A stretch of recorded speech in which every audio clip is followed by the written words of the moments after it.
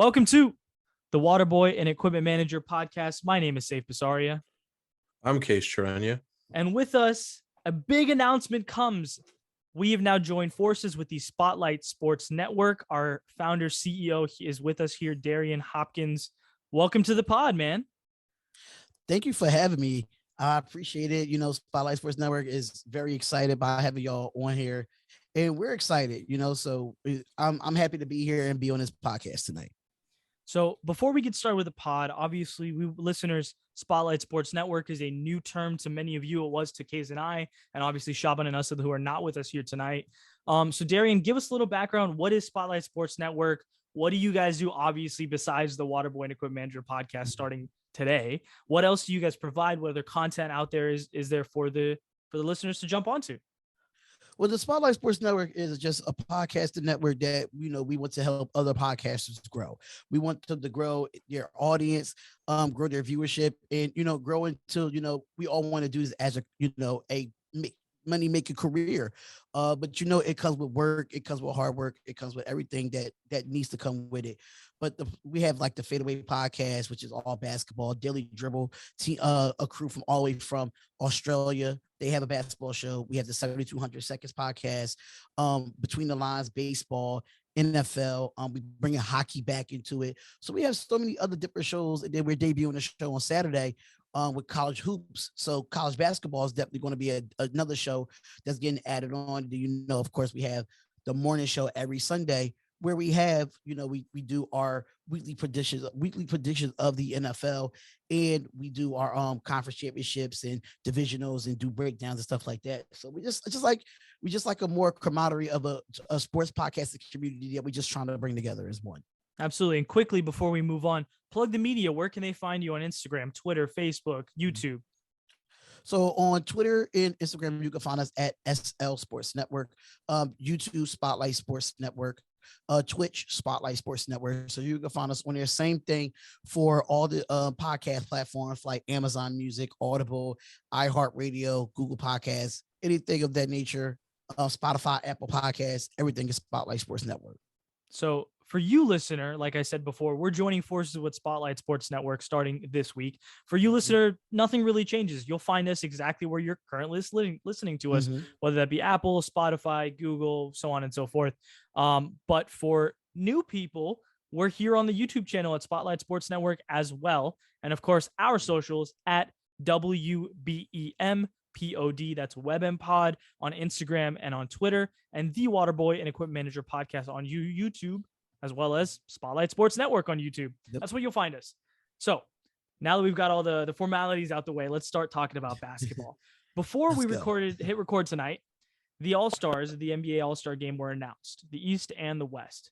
Right. Now, there's clearly one thing we all want to talk about. We're going to move past that for a second. We're going to come back to it. Let's talk about the Eastern Conference All-Star starters. The captain is Kevin Durant. Then they have Giannis, Joel Embiid, DeMar DeRozan, and our hometown hero here in Atlanta, Trae Young, which we're all very excited about after his snub last year. Now a starter. I think he's well-deserved. Now, the only real question mark is Kevin Durant's probably not going to play, so who's going to replace him? I think all of us are cool with all five of these guys starting. Is that right? Yeah. Yeah. Cool. So there's no real debate. There's no reason to even talk about it more than we already have. But yeah, Kevin Durant not being a starter. I wonder who replaces him. A few names to think about. Maybe Jason Tatum. Maybe Zach LaVine jumps in and they move DeMar DeRozan to the forward spot. I really don't know. James Harden maybe jumps into a guard spot. And again, DeMar DeRozan moves to a forward spot. There's a few names out there that are worth considering. But I think we'll let the coaches in the NBA decide. Now, the Western Conference. The reason why we're even talking about this here today, obviously the captain is LeBron James. Then they've got Jokic, Steph Curry, Ja Morant, and the biggest surprise of the night, Andrew Wiggins is an all-star starter. Shocking. They've genuinely got some really nice fans. Genuinely shocking. State. I mean, Draymond here makes a lot more sense. Even Paul George here makes more sense. Potentially Rudy Gobert makes more sense if they want to move Jokic to a quote unquote forward spot, because you can in all NBA. So why can't you do it in the All-Star game? Andrew Wiggins is genuinely shocking as an all-star starter. I would even go as far as to say he's shocking as an all-star period, in my opinion. Okay. So I can understand Paul George, but Paul George has been injured for a while. Mm-hmm. So that's the only thing I can say why Paul George has not made that starting spot for the starting five, because he's been out. Because best ability is availability. Sure. Now, the other guy, who was the other one that you said that could have been the starter outside of? I think Paul Draymond. George? I think Draymond Green is the shout here. Honestly, but more than Paul George, more than anybody else, Draymond Green should have been a starter here. I think. But as Draymond Green has been out too, if I'm not mistaken, right? Yeah, but he's only been out for as long. Yeah, he's only been out for a few games now, and obviously, okay, we're not necessarily projecting that he will be healthy by the All-Star game. That's fair to say. So me personally, I think if you want to replace Wiggins, why not replace him with Devin Booker? I mean, why not do that? Because he's not a forward. Again, that's why he's not a forward. He's not a forward. I would. Yeah, but I agree with you. You can I'm switch down. some things around to put him in that spot. You know what I'm saying? You can switch some things around. Who'd you switch? Because the guards they picked are both under 6'4". You said who? Both the guards are under 6'4", so you can't swap spots. I mean, you could probably work some things around. I don't know who the reserves are. So when those we're gonna find out. We're gonna find out. We're gonna find out Monday, Tuesday. So, right. So when we find out those reserves, then we can see like, oh, this person could go here and that person could go here. But as far as a forward spot, I mean, because forwards could be centers and centers could be forwards. So that's really tough. Like Karl Anthony Towns, he could be a forward, but he could be a center at the same time. So it's really confusing with that. But shout out to the Warriors fans, man. Y'all really voted, knowing that Klay Thompson was not going to be an all-star. Y'all did the second best thing in putting Wiggins in there to replace Klay Thompson, because Klay Thompson hasn't played all year until like a couple of few games. So shout out to the Warriors fans for that. I mean, I think that, when you're going and you're reading, let's say, the law in a certain state, for example, and you're like, that's the weirdest, like, random ass law possible. And then you go, you know why they made that law? Because somebody did something and then they had to make that law. And this is going to be Andrew Wiggins as a all-star starter is going to be the catalyst for why they changed this rule next year, with the fan vote being 50%. Overpowering the players in the media would be my assumption, because Andrew Wiggins is a fine player. He's having a great year, I would argue. I think anyone would agree with that. But he is still not of an all-star caliber player. There are 10, 12, even 15 people in the Western Conference that should be all-star players prior to Andrew Wiggins this season. And Darion, you weren't here last week when we did this, but we did our all-star rosters for the East and the West on the podcast. And that's why I can confidently say that, as opposed to just making up a number. We actually went through a list of like 10 or 12 people who were like, all these guys deserve all-star over Wiggins. It doesn't mean that Wiggins isn't he's a very good role player in the NBA. He's not an all-star player. And I think that's the genuine distinction that we have to make here today. But like you said, you know what? You're right. Shout out to the Warrior fans. Shout out to the people who started voting for him. The Warriors fans almost got Zaza as a starter. Facts. Big facts, man. So those fans are really loyal. And the biggest takeaway is shame on you to the other fans who didn't show up for their players and allowed Wiggins to get in, because there are the Paul Georges of the world, or even the Draymond Greens of the world, or the Rudy Goberts of the world, who deserve this position more. And if their fans had showed up in the fan vote the way that Draymond plays for the same team, like, that's the shocking part. Or the Donovan Mitchells of the world. He's not a forward. That's the problem here. Like, if he has the ability to play it though. He's like a small forward. He's 6'3" at best, bro. Like on a good day, you know what I'm saying? He might be 6'4" in shoes. You know what I'm saying? The thing is the NBA is very weird about who is a guard and who is a forward, and so you have to vote based on what they give you. It's not necessarily whether you're saying or I'm saying. It's just the NBA said Donovan Mitchell's a guard, therefore he's a guard. Otherwise, honestly, we could do the same thing with DeMar DeRozan. Mm-hmm. DeMar DeRozan in his career has played maybe 10 minutes of game as a guard. Right. No, in his career, he's listed guard, at a guard. Season. No. This year he's a guard for sure. Sorry, not this year. Every other year before this year. This year he's absolutely a small forward. He's not played 1 minute at guard.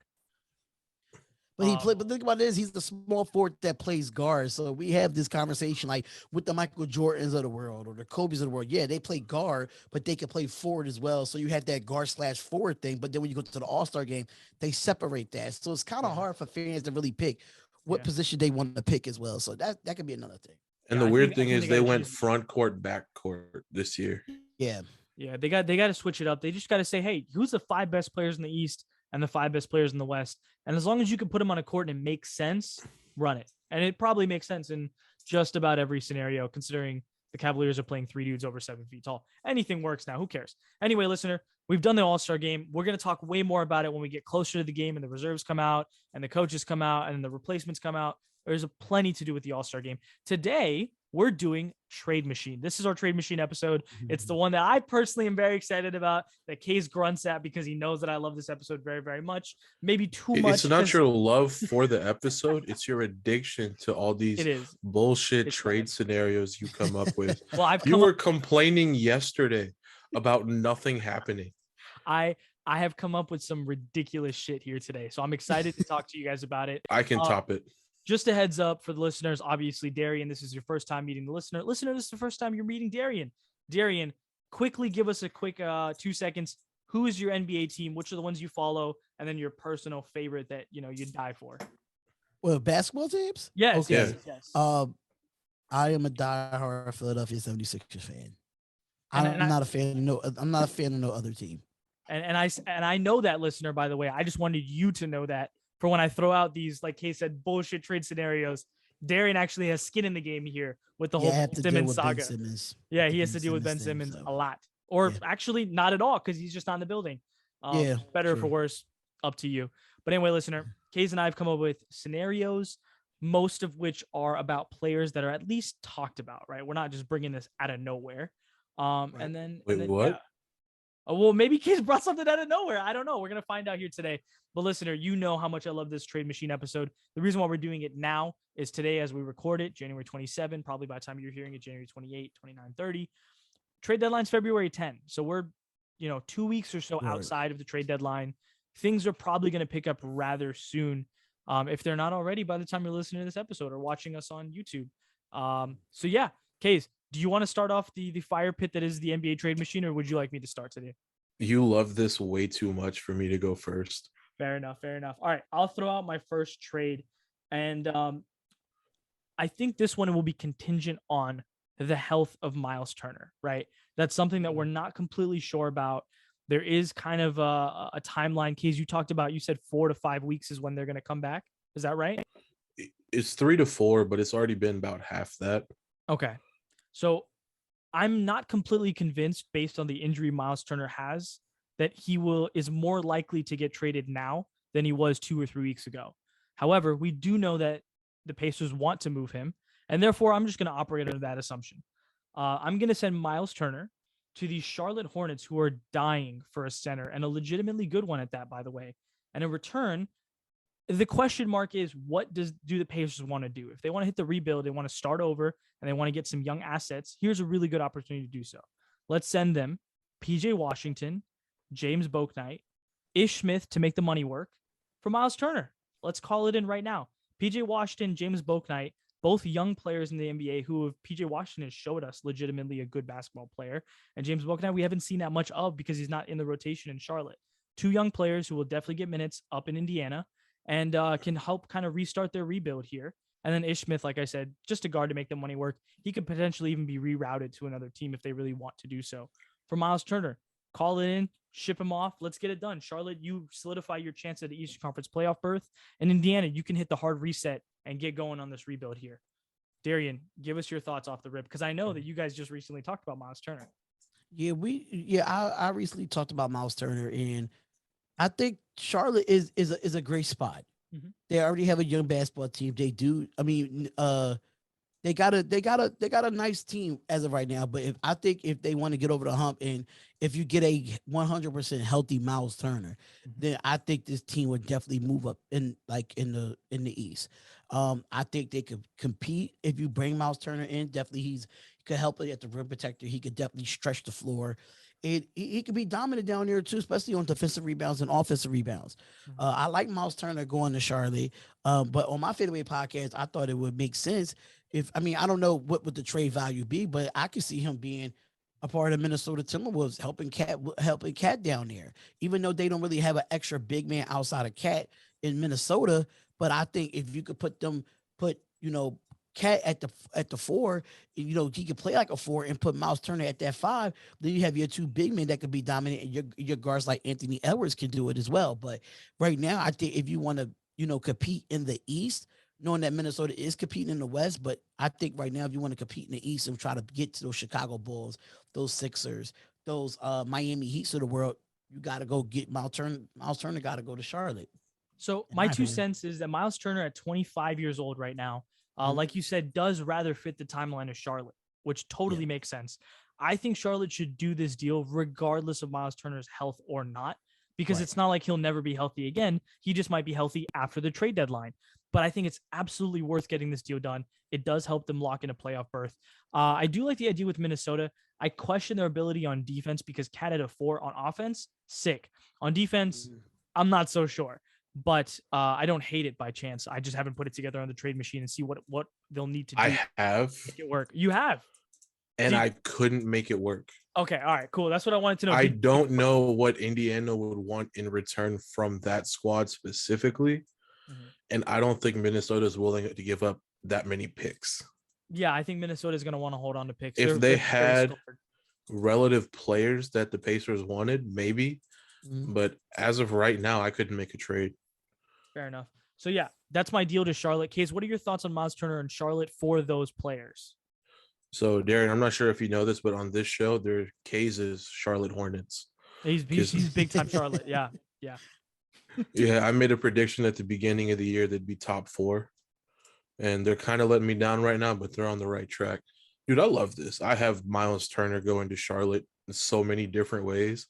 But this trade makes sense. I think, like you said, they should do it no matter what, simply because we did this last week where we couldn't name a prominent big man that played for the Hornets or the Bobcats. Like the first name that was brought up was Emeka Okafor. Yeah, and Darion and listener, just to remind that's how you, bad Darion, it is. Yeah, just to give you a quick synopsis of what Kaiz is referring to. Last week we talked about the Charlotte Hornets, and obviously right now they have the Plumlee brothers starting for them at center. Then they've got Kai Jones, who's not really getting many minutes. They've got Vernon Carey Jr. again, not getting many minutes. Right. And then we posed the question: when was the last time they had a center in Charlotte that you could even remember? And that's how we. I could remember quite a few. They're just that were of any good. They're not good. But exactly. I can remember the last dominant center. Not even Alonzo dominant, Mourning. Just like good. Alonzo Mourning, for real. I mean, we're talking 90s now. We're talking like mid 90s. You know, so that's kind of the point that Kaiz and I were talking about. The really last guy who mattered as a big man in Charlotte was like Emeka Okafor, and now we're talking 2008, 9, still well over 10 years ago, probably long before. Well, Charlotte was even good. They were actually decent back then.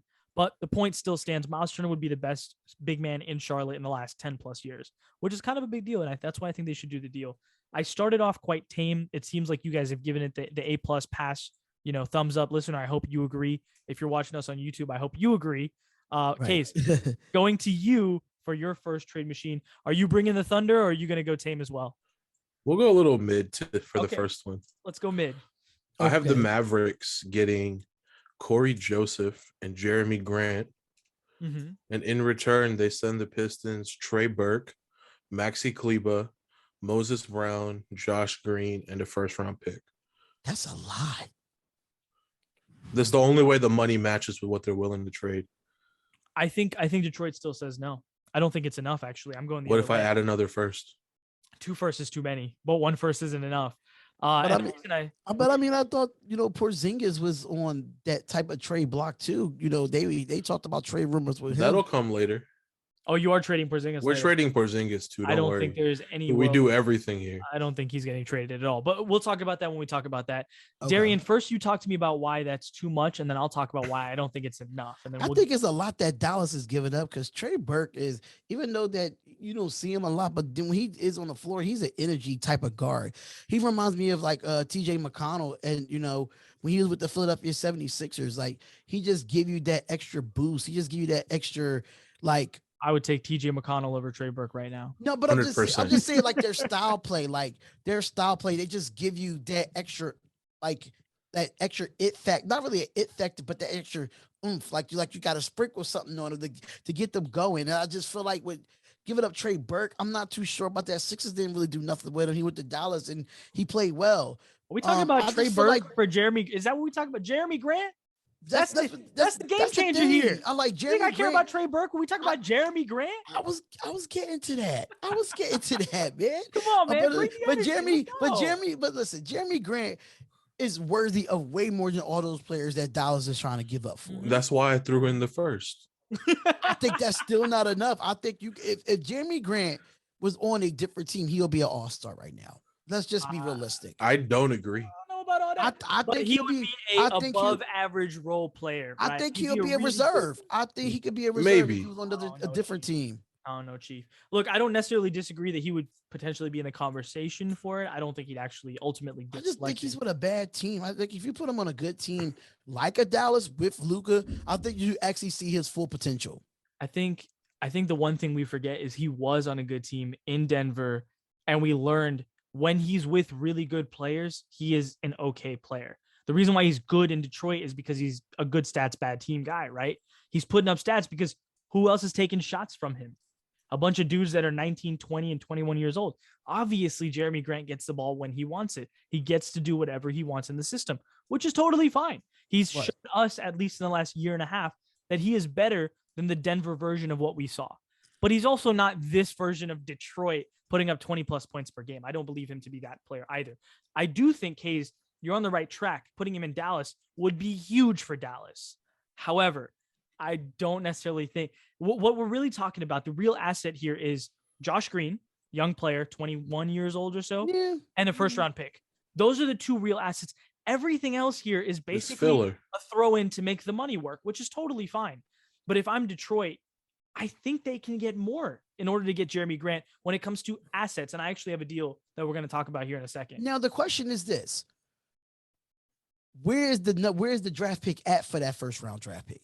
Is it a top 5 or is it a top 10? Because it really depends. It'd be a mid-round pick, mid to late round. If we're talking Dallas sending the pick, Dallas is currently 5th in the West, which comes out to the 20th pick in the draft. Basically, it wouldn't be worth it then, right? It wouldn't be worth best case scenario, this is a 17th pick in the draft, 16th pick in the best case. It's outside the lottery is the point I'm making here. So unless you genuinely believe in your scouting department to pull a gem out of nowhere, which is possible. Right, they did it with Sadiq Bey just a little bit ago. It's possible. Love Sadiq they did it with Isaiah Stewart just a little bit. They can do it, but anyway, with Jeremy Grant case, let's talk about the kind of obvious one that's been out in the news, but we should probably at least talk about it. Let's put Jeremy Grant. Let's send him to Chicago because that's where he should be. It makes the most sense, and let's give them Patrick Williams and let's give them Derrick Jones Jr. to make the money work. No picks, nothing. Pat Williams, Derrick Jones Jr. to make the money work. For Jeremy Grant, call it into the league office. Why are we not doing this trade? Because fuck that. As me knowing a lot of Chicago Bulls fans, and we have a Chicago Bulls analyst on our network, Patrick Williams, he's still a potential. We don't know what he has yet, even though that he has that wrist injury, that he had that surgery. I think his value goes down. So me personally, if you're going to see with Derrick Jones Jr., he have his spurts of he played good one night, he plays bad another night. He has his spurts, but I just where would he fit? Even though where would Jeremy, like you just said, when he's around good players, you see him not be at his best. You got a DeRozan, you got a Levine, and you got a Ball there with a Vucevic. So where would Jeremy Grant fit with this role in Alex Caruso? So I think Jeremy Grant says no. Right. So I think Jeremy Grant says no to that. I don't know. Let's talk about the intricacies of the deal. First off, Derrick Jones Jr. is out for 6 to 8 weeks. So quite frankly, I don't really care about Derrick Jones Jr. Obviously, Derrick, I like you as a person. If you're listening, I apologize for what I'm about to say next. However, for the next 2 months, you are of no value to the Chicago Bulls besides the $9.7 million expiring contract that you are on paper. For the next 6 to 8 weeks. After that, maybe you'll mean something. Maybe our CEO knows something that I don't about the player. However, for the next 6 to 8 weeks, you mean nothing besides $9.7 million, and the trade deadline is 2 weeks away. From a basketball standpoint, let's talk a little bit about this, okay? You talked about Bulls fans. We have a Bulls analyst here at Spotlight Sports Network. I would like to remind you one thing. The Bulls have not won jack shit since Michael Jordan left the zip code, correct? Which is understandable. Yes, that is correct. So the one thing we've learned, and I think this is going to open really hard wounds, so I apologize in advance, Chicago Bulls fans. One thing we learned through the Derrick Rose experience was your window, as promising as it looks, could be over in a flash. It could be over within 30 seconds of a game. And then you're nothing again. And you're nothing again for another 10 plus years. Derrick Rose won the MVP in 2011, if I'm not mistaken. Is that right? We have not talked about the Chicago Bulls as a meaningful franchise since basically then, right? Maybe moments here and there, but they have not been relevant since 2011, as unfortunate as it was. So my point is, DeMar DeRozan, 32 years of age. Nikola Vucevic, 31 years of age. These are two of your top 3 players on that team, top 4 players on that team. The window could be over next year. Let's not act like this window is another 10-year window just because Zach LaVine and Lonzo Ball are young. The other 2 guys, the reason why you're this good is because you acquired the likes of Vucevic at last year's trade deadline, because you acquired DeMar DeRozan in this year's summer, right? The reason why your team is this way is because of these additions that are older. If your window is available now, capitalize on it now. Do not wait till next year or the year. You cannot wait for Patrick Williams to become the Patrick Williams we all believe. I believe he will be a good NBA player, maybe even a really, really good NBA player, but that could take some time. I'm not going to wait for that because as a Bulls fan, I have learned, and I'm not a Bulls fan, I'm speaking from your perspective. I have learned that the window could be shut as quickly as it was opened in a flash. I'm not going to wait until next year or the year after for Pat Williams to be a legitimate NBA contributing winning player. I want to go get Jeremy Grant right now, who is a fantastic defender, a okay shooter, and an overall decent scorer in the NBA. He will be not my best, not my second best, probably my third, maybe even my 4th best player on this basketball team. Jeremy Grant as your 3rd or 4th best guy on a basketball team means you're a very, very good basketball team. I would love to have Jeremy Grant as a 3rd or 4th guy. Now, from Kaiz, what you said, Jeremy Grant probably doesn't want to do it because rumors are that he wants to be the guy. And if he wants to be a primary option. And if that's the case, then obviously this deal can't happen, which is fine. If that's the parameters we play this game under, then you're right. This deal cannot happen. But if we're going to trade Jeremy Grant, the Chicago Bulls, I think, is a fantastic fit. And I don't think that we should get hung up on Patrick Williams being the reason we cannot do the deal. Kaiz, what are your thoughts now? I still think Jeremy Grant says no, and I've been trying to find it, but I'm like 80% sure he has a no trade clause. Oh, I don't know. I'm not familiar with that. That could be that I've been looking for it. If I remember correctly, if you just type in Jeremy Grant trade, it says that he listed his preferred destinations. So I'm not sure if it's something that he just wants to go there or he's willing to waive that clause for there. From everything I understand, the reason why Jeremy Grant specifically signed with Detroit was because the GM, whose name I believe it's Troy Weaver, if I'm not mistaken. Yeah. Troy Weaver is actually a really good family friend of Jeremy Grant's from 15 years ago, like the AAU days I'm talking about, right?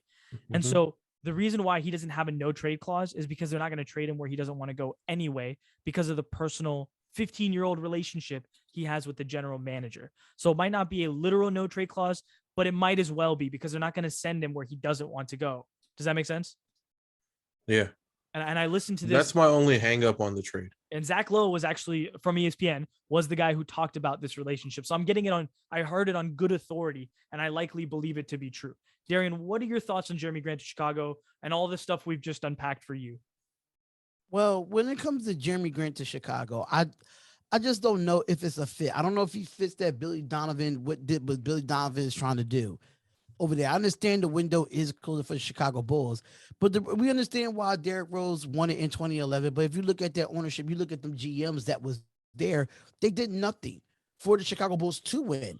And now once you got that organization turned around, you went out and got a new GM, you got a new regime. That's why they went out and got the DeMar DeRozans, went out and got the Alex Caruso's, other words. They went out and got valuable players to win now. I don't think it's a long-term thing for DeMar DeRozan and, you know, the older guys like Vucevic and stuff like that. I don't think it's long enough for them. But you still have a Zach LaVine that's been playing at his best basketball since he's been injured, even though that he does get injured here and here. But we're talking about the major injury since the ACL or MCL injury. And then you have I think they I just don't really know with Jeremy Grant. Like, he's saying that he wants to go somewhere where he could be the number one spot. Chicago would not fit then if that's the case. Well, I think the whole point is, if the game plan is for Jeremy Grant to be the number one guy, stay in Detroit, play the next 10 years, retire. You'll make good money. You'll have fun. You're not going to win shit, unfortunately, because you as a number one, I'm sorry, just doesn't make sense. Yeah. Unless you're, or you just want to go to the Kings or something of that nature for. Well, you wouldn't be the number one in the Kings. Something. I mean, you wouldn't be the number one in the Kings. Anyway, Kaiz, let's go to. Well, you did the last trade, so I'll do the next one. How great? Let's do something here, okay? Let's talk about a couple days ago. The Washington Wizards, the Wizards of Washington, blew one of the worst leads I've seen in NBA history. I believe, if I'm not mistaken, is the second worst blown lead in the regular season of an NBA game. And listen, if you don't know what I'm talking about, I can't imagine a world in which you're listening to this podcast and you don't know what I'm talking about. You know, you have to be an NBA. It's like, how'd you miss it? They were up 35 points to the LA Clippers without Kawhi, without Paul George, without Reggie Jackson in that game as well, if I'm not mistaken. And they blew the game, and they blew it to a just short of a buzzer beater 3-pointer that Luke Kennard got fouled on, hit the foul shot to win the game. Am I remembering this game correctly, boys?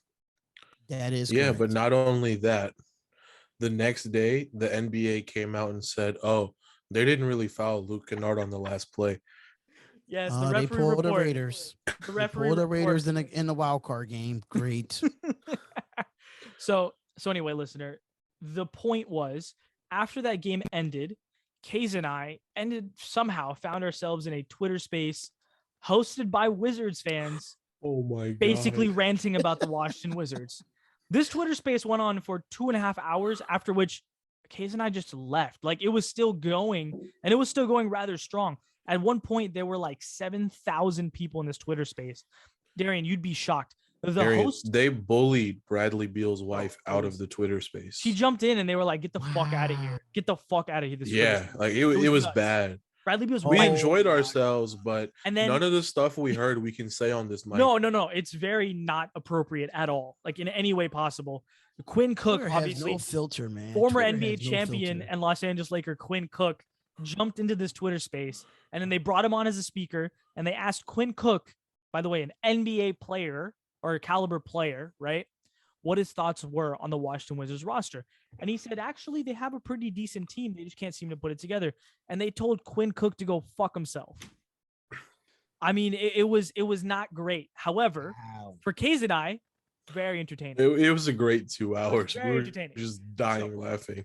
My point is, then I will leave the next trade up to you boys.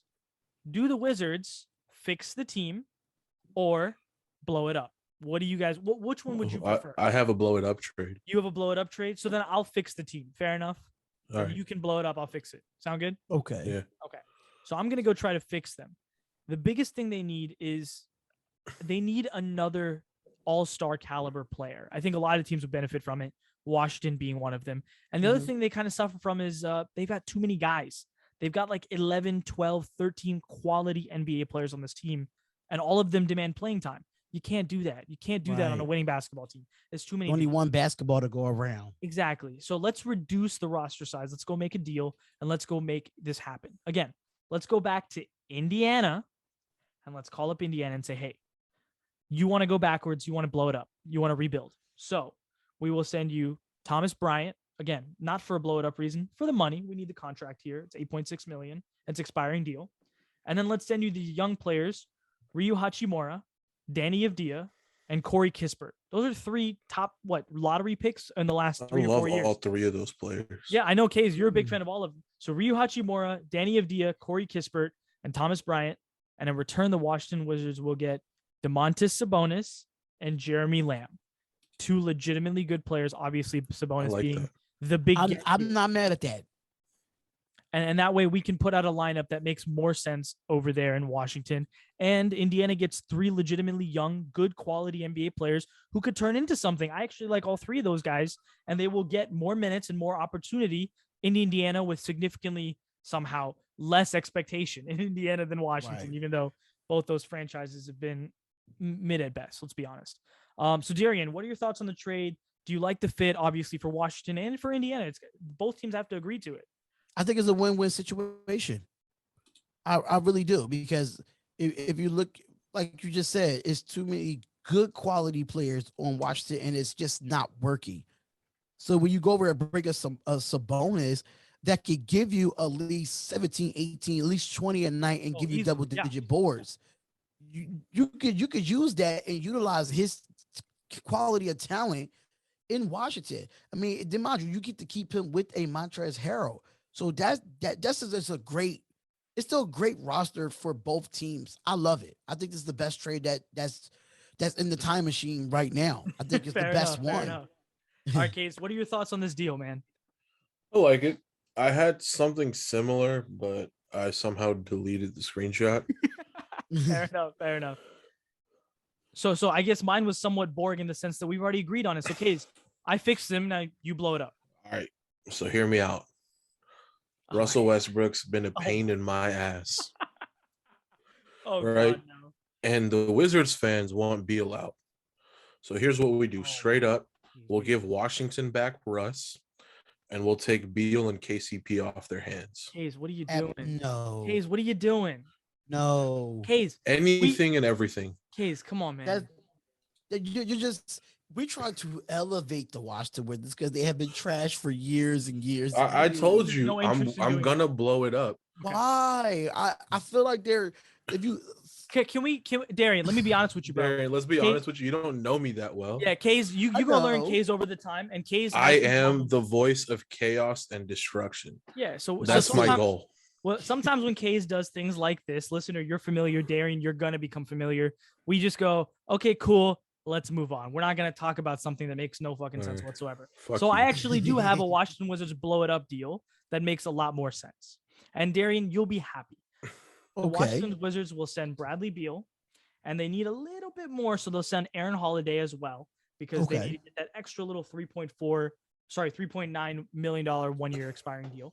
So Brad Beal, Aaron Holiday for Ben Simmons, Matisse Thybulle, and 2 first-round picks coming out from Philly, going Washington's way. However, Bradley Beal, what are your first-round picks if you have the 20th pick? Why do you care so much about these picks? They mean nothing. Let's move on. About the picks, I don't want to give up Thybulle. That's the only thing. I don't want to give up. That's what I'm saying. So then the question becomes, right? I went through this and I thought to myself, would I rather have Matisse Thybulle, Tyrese Maxey? I would rather have Thybulle, personally. However, can we ship off Korkmaz, because I can't stand him. Well, you're going to have to figure something. You're going to have to figure out something else for him, because this is a trade that the Sixers and the Wizards have to say yes to. Remember that, right? Right. Thybulle is a better player than Maxey in the sense of what you want in today's NBA, right? Tyrese has a chance to be better, I think, one day. Yeah. However, Washington has a bunch of guards, right? If I'm sending them Ben Simmons, why would they need another point guard? They already have Dinwiddie over there. It's not like they have a shortage of guards. They need a guy like Thybulle, and therefore it's time to move on from Matisse Thybulle. So, but you get Aaron Holiday. Who's the 2 guys that you name? The 2 guys to get Bradley Beal, and who else? Bradley Beal, Aaron Holiday, and in return you get Ben Simmons, Matisse Thybulle, and 2 first-round picks. Well, that means we'll have 3 guards, but mind you, got to think about that. So Aaron Holiday, a guard, Bradley Beal, a guard, Tyrese Maxey, a guard, and Steph Curry, a guard. So that's a lot of guards for Philadelphia right there. You'd inherently throw Aaron Holiday to the side. Yeah, you could basically move him for something else if you really need to. He's only in the deal to make the money work. Exactly. He's just to make. You can make it a 3-way trade. And what would you do? As much as he'd love that, I don't know where you'd bring in the 3rd team. Anyway, talk to me about the fit of Bradley Beal with Joel Embiid on this basketball team, because that's really what we're doing here, right? You're worried about Aaron Holiday. Doesn't really matter. We're talking about Bradley Beal here. That's the big get, right? Let's talk about Bradley Beal. So Bradley Beal, he's going to want the ball. Embiid's going to want the ball. Someone's going to have to take a step back. I'm just going to be completely honest. Because right now, if you want the Joel Embiid of right now, that has been dominant in the month of January, it's going to be hard for Bradley Beal to score the way he scores, because Embiid demands the ball, and so does Bradley Beal. Yeah, Bradley Beal can play that point. He can push the ball up, but we all know Bradley Beal as a scorer, as number 1. So I'm just kind of concerned about who's willing to take that? Who's willing to be Batman? Who's willing to be Robin? To When be it comes fair, to that. Bradley Beal has only really been a one for like 2 years. And not a very good one at that. And he hasn't been himself great. has been he I himself think is good. he but- excels as a Robin Mhm. because he played great when Westbrook was running the point. He played amazing when John Wall was running the point. Mhm. The 2 years without Wall and Westbrook, he was the one. And he had good games, but it wasn't consistent. So So I here's what I'm think he interested. benefits the most from that deal. Here's what I'm interested in. You're telling me that Bradley Beal maybe not be the perfect fit. Cool. I'm not saying the perfect fit. I'm just saying who would take a step back from scoring. Like who would be the, like I said, who It be has the? to be. Let's be honest. It's good. Number one's going to be Joel Embiid, regardless. Bradley Beal's absolute peak was never an MVP candidate. Right. Joel Embiid's peak is an MVP candidate. Right. We're having a debate that makes no sense whatsoever. If someone's going to step back, it's not going to be It's the Bradley MVP Beal. It's not going to be It's the gonna be MVP candidate, right? It just doesn't make any sense to do that whatsoever in any way possible. There may or may not be growing pains, but their games are complementary. Joel Embiid can score from Okay. pretty much anywhere, and he can get more post-centric when Bradley Beal can shoot threes, right? The reason why Joel Embiid is shooting so many threes, not because he's an amazing knockdown three-point shooter, is because Ben Simmons could not shoot them, and in order to space the floor, somebody had to do it of the two of them, and Joel did that because Ben did not. Right. Bradley Beal will do that, and he has no problem doing that, as we know. He's one of the best shooters in the league when he wants to. On this team, they need to do something. And if it's not Bradley Beal, I'm interested to hear from you who you'd rather it be. Because one thing you and I talked about when we first met, we talked about Daryl Morey has one bullet in the chamber, and that's Ben Simmons. After that, a lot of the other pieces on this team are not going to get an all-star or all-star caliber level player, if not better. For the Matisse Tybals of the world, good. You're not going to get an all-star caliber return for that. Ben Simmons is your one bullet in the chamber. Once he fires it, he cannot take it back. So if not Bradley Beal, who would you rather it be? As a Philly fan, who would you rather it be? There's only one person that I could probably say, and that's De'Aaron Fox.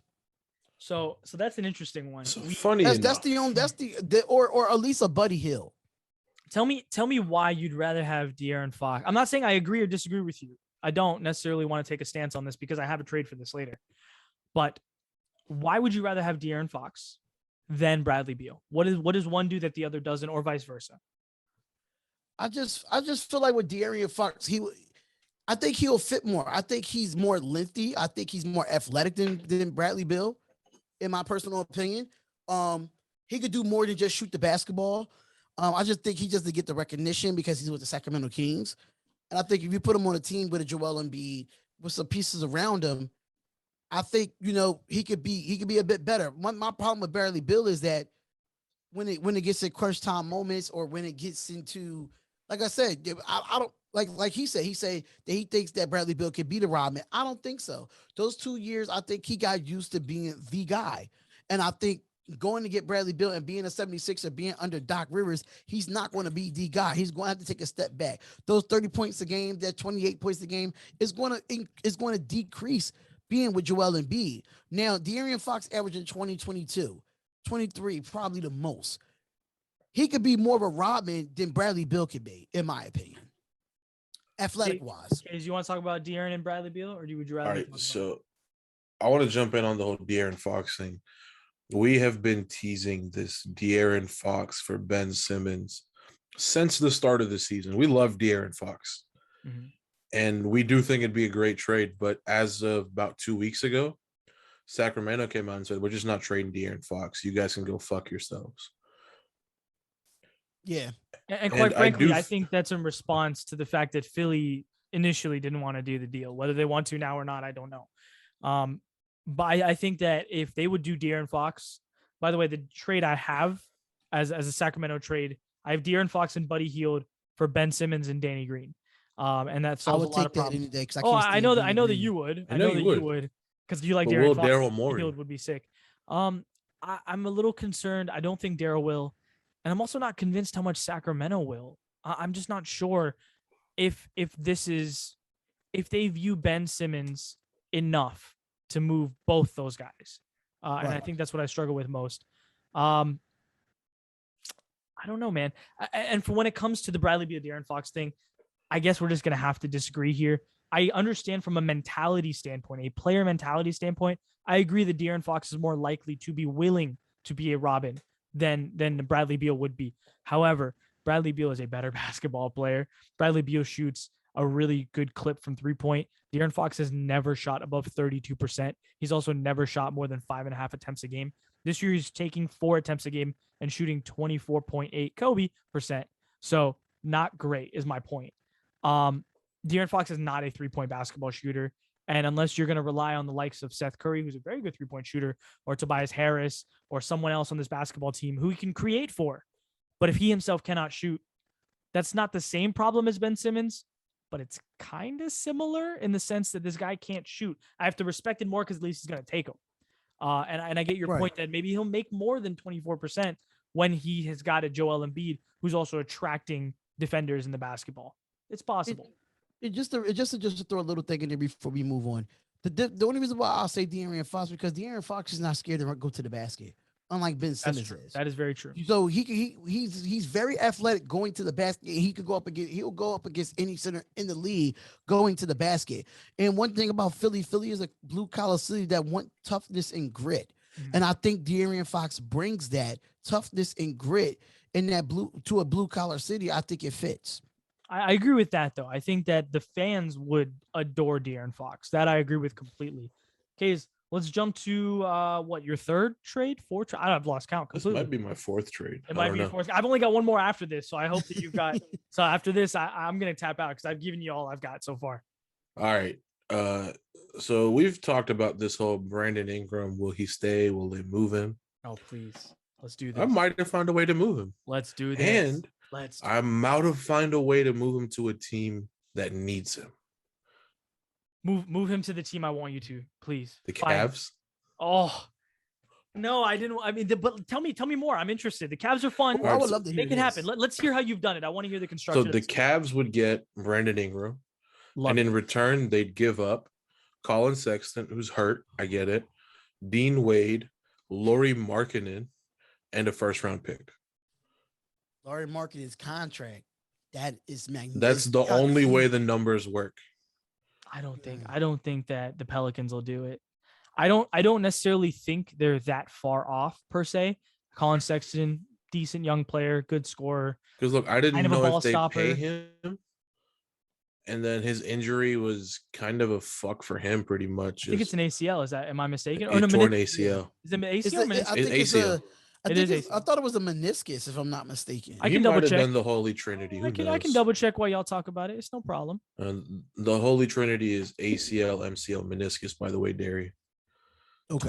Torn meniscus in his left knee. That's what he got. Yeah, so he's out for the year. Yeah, he's out for a long time. Yeah, that's for sure. I'm still fucking recovering. I tore my shit in April.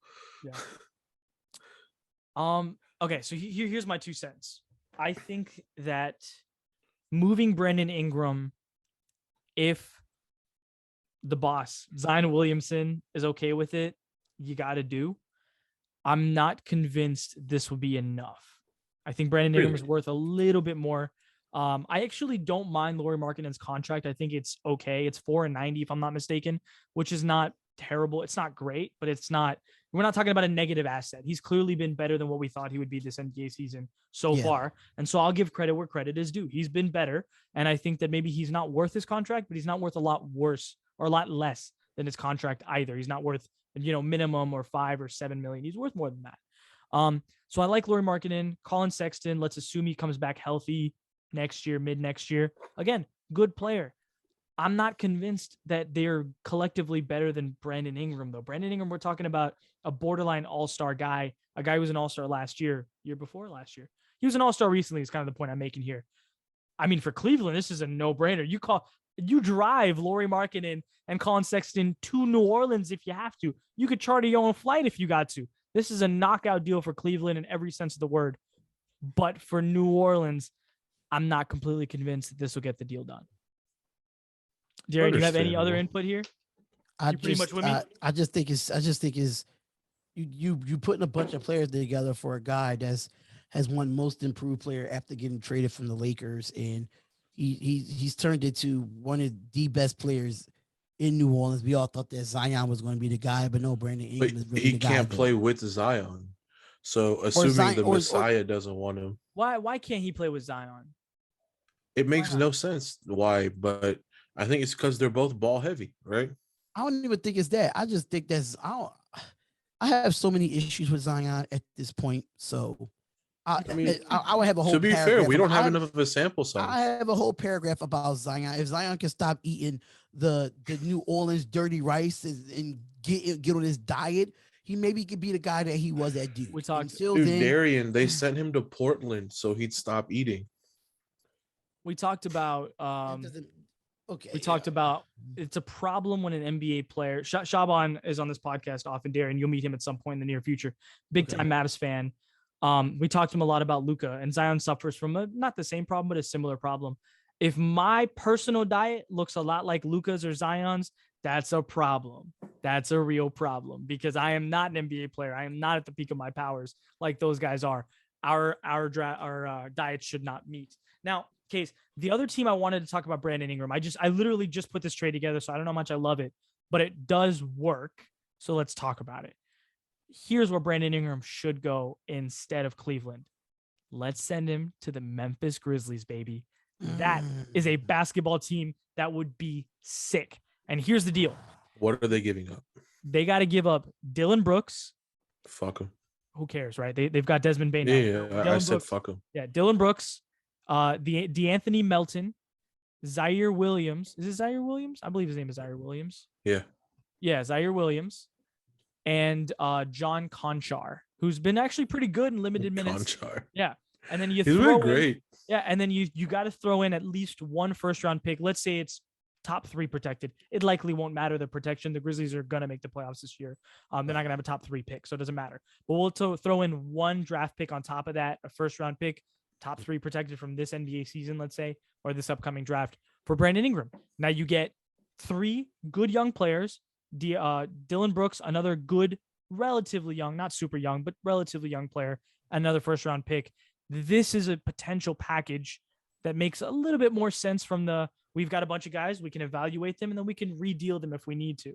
I don't necessarily think New Orleans still will take it, but I don't hate the deal. What are your thoughts, Kaiz? And then I like it. We'll come to you after. You like it? Cool with it? I mean, yeah, I'd love to see him on Memphis simply because I love watching Memphis already. And then if you add fucking Brandon Ingram, it'd just be even more exciting. Mm-hmm. I don't know. I feel like New Orleans is going to hold out for way too much. I mean, I think, look, I don't think New Orleans is going to trade him, period, before the deadline. I don't think they'll trade him at any point between now and next year. Yeah. And by the way, I don't necessarily think they should either. Brandon Ingram's 24 years old, 25 years old at most. He matches the timeline of Zion. There's no reason to move on from the guy unless he clearly is like, yo, I don't want to fucking be here. But Darion, what are your thoughts on this deal? And then I'll give you an actual deal that I've put together. I just put this together. I love it. Brandon. I think Brandon Ingram would definitely go to the Grizzlies and they would be a big threat in the West. Huge, right? Could you imagine? It would be a leap in the West, even though they're playing so well now. They're fun to watch, but they would be the team to watch in the West now. I don't necessarily John Morant and Evan and Brandon Ingram. I think they'll be a very fun team to watch, but I think they'll be the team. I think they'll get more television time. I think they'll get more primetime games, adding a Brandon Ingram with a John Morant and those guys. I mean, Dylan Brooks is a serviceable player, and he could be very serviceable in New Orleans with the guys that's there. So I think that tandem would kind of work in Memphis. Yeah, I mean, could you imagine a lineup case? Let me talk to you real quick. Ready? I know the lineup. John Morant, Desmond Bain, Brandon Ingram, Jaren Jackson Jr., and then Steven Adams. Aquaman. That's a squad. That is at minimum a very, like you said, fun squad to watch. Yeah. All right. My next trade is going to be the most insane one we talk about here today, but I had to bring out the big guns for something fun. So let's have a little bit of fun. Now, if you're a Celtics fan, which none of us are, but if you're a Celtics fan, one of the many things they've talked about this NBA season, 2 huge holes in their basketball team. The first They need a ball distributing point guard, someone who can create plays, keep the ball moving so it doesn't stick in the hands of Jason Tatum or it doesn't stick in the hands of Jaylen Brown, who are majority ISO basketball players. Very good ones, but they need someone to kind of help the basketball moving. So they need a point guard. And if we look at the amount of assets they have, a relatively cheap to trade for point guard would be ideal in this scenario. The other thing is Robert Williams, as much as Shaban likes him on this podcast, he's good-ish, but another big man who makes more sense would be helpful, one would think. So there's a basketball team that has both those people, maybe not perfectly, but they've got both those guys, and we can make that trade happen. So here's the deal. God, I can't wait to see Kaiz's face. I'm so excited to see Kaiz's face because he's going to his jaw's going to hit the ground. Ready? Okay. Boston will send Al Horford, Josh Richardson, Romeo Langford, Aaron Nesmith, and Bruno Fernando. And in return, from the Houston Rockets, they will get John Wall and Christian Wood. So here's the rationale. Here's why we do it. Okay. Obviously, Al Horford, Josh Richardson, likely going to be guys that come in and immediately get turned around the other way, if possible. That's the big caveat, if possible. What's really here for Houston? Oh, by the way, 2 first-round picks Boston has to send over to get this deal done. At least 1, maybe 2. We can lottery protect them if you want. But again, I don't think Boston assumes they'll be a lottery team, even though right now they are. Romeo Langford is a young player who actually has potential in this league. And a big reason why he has not hit said potential is he doesn't get minutes in Boston. Aaron Nesmith, kind of another thing. We actually liked him coming into the draft. Kaiz, you and I really liked him. He's a good shooter. However, again, not getting rotational minutes on the Boston. Can you not remind me of that draft? Hey, man, it happens, right? We did like him coming in. He's a very good college basketball shooter. He should be a good NBA shooter. So from a young player perspective, Houston is gladly going to take in a Romeo Langford and an Aaron Nesmith and at least 1, maybe 2 first-round picks from Boston, because that's really what they're looking for. Young players, let's try them out. Let's see what happens. And then maybe something happens, right? John Wall is considered a net negative at this point asset. However, he could be a net positive in Boston. He's a guy, if we remember correctly, I mean, we're not talking peak John Wall. We're talking about John Wall not that long ago. He can still move the basketball. He's a good basketball passer, right? He can help create offense. He is not a horrible fucking shooter by any stand of the imagination, right? He's a good catch and shoot shooter in the NBA. So he's better at a starting point guard position than the likes of Dennis Schroeder or Marcus Smart. He's better than those guys at creating offense. Maybe not individually basketball player, but at creating offense, the thing that Boston really needs, John Wall can do and do it for relatively cheap. Christian Wood, I don't have to sell you guys on Christian Wood. You already like him, Kaiz, as a basketball player. He'll be good in Boston. He'll play decent defense. He'll get rebounds. He'll score the basketball. Again, he's not a stick player. He keeps the ball moving, which I like a lot as well. And he works hard. This would fix Boston as a basketball team. And the reason why Houston does it, like I said, 2 young players they can develop and at least 1, maybe 2 first-round picks. The numbers I know are insane. Don't worry about the numbers. Let's talk about the assets. Now, Kaiz, what are your thoughts? I don't like it simply because you're trying to fix Boston. Well, yeah, I agree with that. I don't want to fix the Celtics. However, if we're going to do it, then let's fucking do it, you know? I don't hate the trade. Mm-hmm. It was just kind of hard keeping up with all the fucking names you listed. That's fair. I did. Because you also said Al Horford, Bruno Hernando. That you were sending off. Yeah, you got to send Al Horford, Josh Richardson, Langford, Nesmith, and Fernando. Those are 5 guys going out of Boston to make this deal happen. And then 2 obviously coming back. But again, these guys are not making a difference in Boston, and if they intend to fix the basketball team, here's your kind of Hail Mary throw. Worst case scenario, John Wall doesn't work. He has a player option next year. Breaking news, he'll pick it up. You move on. Completely unbiased here. Does Brad Stevens have the balls to pull this off? I like the move. That I don't know. I don't know. Danny Ainge 100% has the balls to pull it off. Yes. No, we don't know enough about Brad Stevens in his position. So, like I said, completely unbiased. I like the trade. I like the idea. Does the GM have the balls to pull the trigger? Yeah, that's a tough one. That I think you got me there because I don't know. You say no, Darion. It looks like you're also saying no. I like it. Completely no. unbiased. I'm saying from the ball standpoint, right? Oh yeah. I don't know. You're saying no, he does not, Darion. You seem like you're also saying no, he does not. I don't know, but I'd probably lean no because it's a pretty big shakeup. You're shaking up the entire foundation of the roster besides your two best players. Darion, what do you think about the deal as a whole? What are your thoughts? I just think it's a bit too much. I don't think Bradley Stevens doesn't have the balls to pull it off. He's too laid back. He's too lenient. He's too nice. He's too analytical. Yeah, he's too analytical to pull something off like this. And it gets to a point where you have it as him being a former coach and now being a GM. We don't even know how he is as a GM, so we don't even know if he'll really pull this trigger. It's still question marks for him as a GM. So as a Boston hater, hell no. As a Sixers fan, hell no. I mean, as a basketball fan, as a fan of the game, this would be a fun basketball game. Probably it's a fun basketball team to watch. That's for sure. Yeah, Boston's but not fun to watch. We can't watch Boston right now. They're hard to watch. And they still be hard to watch as a Sixers fan. I can't watch a 4-leaf clover. I just can't.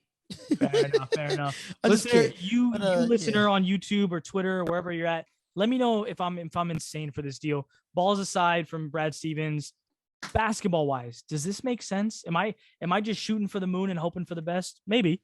You let me know wherever you can find us on socials. Kaiz, what's the next trade and second last trade? I have one more after, and then I'm genuinely done. But the last one I'm done. You're done? And this one is just full out of fuckery. If you want it, yeah, of course I want it. I love this. Let's go. It's a Boston trade. Fuck off! I just did it. But wait for it. I'm nervous about this. I'm nervous. Are you sending them Russell for Jason Tatum? Is that some bullshit you're trying to throw? No. Boston would receive Jalen Brunson, God, Sterling Brown, Dorian Finney-Smith, and Kristaps Porzingis. Oh God. For Schroeder, Romeo Langford, who I really like, and Jaylen Brown. Nope. I appreciate that you warned us that this was a full fuck shit trade. I appreciate that, and I can't do it. I just wanted to get Jaylen Brown to Dallas somehow. I want Jaylen Brown in Atlanta. I think that'd be fucking sick. He'd be perfect next to Trey. I tried working that out. I think both teams would be good. But I couldn't bring my heart to trade JC. I think Jalen, because that's what it takes at the end of the day. I think the one thing that all of us, I assume Darion, I assume you agree as well, is at some point in the next, let's say 12 months, Boston will come to the conclusion that they have to trade one of these guys if they don't figure things out. But I don't think that conclusion has yet crossed their board. We'll see, but I don't think it has happened just yet. All right, last trade. This is the absolute last trade that I've got, and it's almost a no-nothing trade. However, Orlando just paid Wendell Carter Jr. They're not going to pay Mo Bamba. Mo Bamba is a free agent at the end of the year. Mo Bamba, let's ship him off to the Oklahoma City Thunder. And Oklahoma City Thunder, you can send Orlando a first-round pick because you have 17,542 of them. So at some point, they stop meaning something. So you can send him a first-round pick, literally any of the first-round picks, and you could probably just get Mo Bamba. They don't actually have to send a player back. Somehow Oklahoma City is $33 million under the cap. They could just absorb Mo Bamba's $7.5 million contract. They could do that. So yeah, that's easily a good trade. Exactly. So they'll absorb the contract Mo Bamba. Orlando will get a first round pick, and then we can call it into league office. Very easy, very simple. But the one thing Oklahoma City doesn't have is a project big man. Mo Bamba could become that project big man, and he'll get opportunity and minutes. And Oklahoma City, why not develop Mo Bamba? Look, the song is good. Let's make the player better. We'll see what happens next. It's like, you got to live up to the song, my guy. They're already a young, talented team. They're just missing a big man. Yeah, I think Mo Bamba would be a sick fit. And Orlando, if your plans aren't to re-sign him, send him somewhere they will re-sign him. Yep. Why not Oklahoma City? So I'd love that. I think that's kind of it on the Trade Machine episode. We've thrown a bunch together. Some of them work, some of them don't. The one thing I will say that I take away from this, Darion, I think you'll learn this about us. The one thing we try to do is make sense of these deals. We can't just throw bullshit together and hope for the best, right? Right. And I hope that these deals, for the most part, made some sense here today. Any thoughts on this before we call it? It was a very interesting trades. Fair enough. Very, very interesting. Fair enough. Something that, I didn't, put a full thought into, but some of these trades was logic. Some of the trades was like, wait a minute. But hey, that's what happens when you sports podcasts. You got to think outside the box. You got to be optimistic about things. So Yeah, I like how y'all did this with the trade machine and everything. So you got players that you never thought that probably would be traded. Like I mean, Brandon Ingram was one of them, but the way that we had the trade set up, it made sense in some sort. So yeah, this was a good time. Appreciate you coming on, Darion. Appreciate obviously partnering with Spotlight Sports Network. Listener, like I said, you can find them. Darion, where can they find you guys at? YouTube YouTube Spotlight Sports Network, Twitter, Instagram, Twitch, Facebook, Spotlight Sports Network, all the same thing. So you can always follow us there. And of course, listener, as always, at WBEMPOD, that is WebM Pod on Instagram, Twitter, and the Waterboy and Equipment Manager podcast on YouTube. For myself, Darion, and Kaiz, thank you for listening to another week of the Waterboy and Equipment Manager podcast. Wear a mask, get vaccinated, don't be a dickhead, and we'll see you next week. See ya! Bye.